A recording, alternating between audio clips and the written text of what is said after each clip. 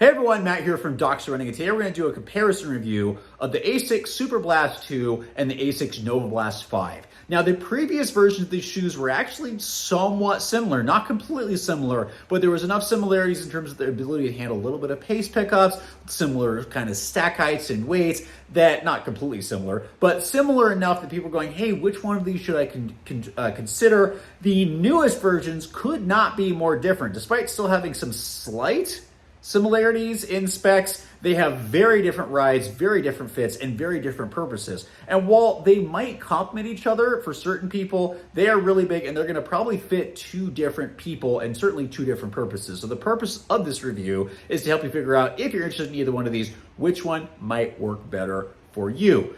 As always, we're going to start with specs. We're going to do our measurements in my size 10. So the ASICS Superblast 2 is coming in at 244 grams, or about 8.6 ounces, like I said, in my size 10. The ASICS Novablast 5 is coming in at 9.2 ounces, or about 260 grams. So a little bit of weight difference, actually a significant weight difference between the two of them. In terms of stack height, the Superblast 2 is much taller, coming in at 45 millimeters in the heel, 37 millimeters in forefoot for an 8 millimeter drop. The Novablast 5 does have a similar heel drop with an 8 millimeter drop. It's coming in at 41.5 in the heel, 33.5 in the forefoot for also, like I said, an 8 millimeter drop, although this one actually feels slightly lower because the foam different. So there's two completely different foams. The Superblast 2 has Flight Foam Blast Turbo Plus. The ASICS Novablast 5 has the new Flight Foam Blast Max, which is quite soft and cushioned underfoot. And that's really where this starts, where the Superblast 2 is responsive, snappy underfoot, can handle training, can certainly handle some marathon racing, and definitely handles workouts really, really well. Novablast 5 really doesn't do that. Novablast 4 could handle some workouts. It was snappy. It definitely worked and had a little bit of versatility into faster things. Novablast 5 really doesn't. The foam is much more relaxed, feels really good at easy run paces, long run paces, but as soon as you try to pick up the pace, the Flight Foam Blast Max doesn't respond as well to really, really fast efforts. It's got a really smooth transition. The foam does compress quite a bit, and it feels, I keep using this word, relaxed is the best term. It's a great shoe for mileage. It's not really as good for picking up the pace, whereas the Superblast 2 is really good for picking up the pace. I've used this for every type of workout, be it track stuff, which is not, short track stuff isn't the best that the shoe is for, but it can do that. I've definitely used it for tempo runs and longer up-tempo efforts and long runs, and that's really where this thing shines, which is why this is a common shoe that I suggest if let's say you're sticking with ASICS, if you're not doing well in a shoe like the Metaspeed series, which are very aggressive super shoes, they're phenomenal. The Edge Paris is several of our racing shoe of the year. If that shoe's not working for you, the Superblast is probably a really good alternative because it can really still move, but it's a little bit more stable, a little bit more forgiving, but no, it could still be really, really aggressive, which brings me to my next point that, again, this is a training shoe. This is a trainer, racer, workout shoe. And again, they could complement each other really well, but they're going to really fit into different paces depending on what you're going to be needing and what you're focusing on.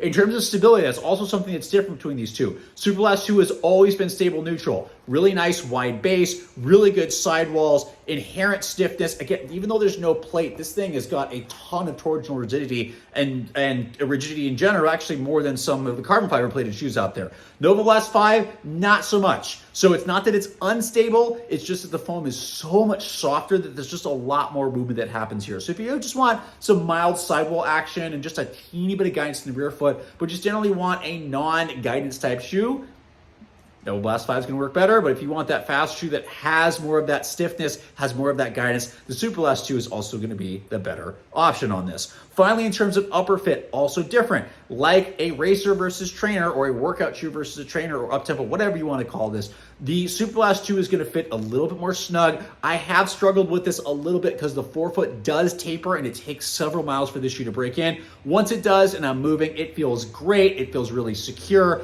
close fit, lower volume. Don't have to lock the laces down at all because it's already a little bit on the snug, faster feeling side. Novablast 5 is more relaxed. There's more room. It fits very true to size. I haven't had any of the issues with toe box taper. There's more volume, more height throughout this shoe, and the upper is more relaxed and doesn't have as much like structure to it compared to the Superblast, which is really locked down well, which I guess this shoe doesn't have a ton of structure with the knit, but it feels like it. It sits close, sits more relaxed. So again, very different shoes now as opposed to previous versions. Superblast 2 is going to be the slightly snugger fitting, faster shoe with much more speed versatility, especially over longer distances. The Novablast 5 is going to be your relaxed, easy day shoe when you're not worried about paces and just want to get some miles in. They're both equally durable.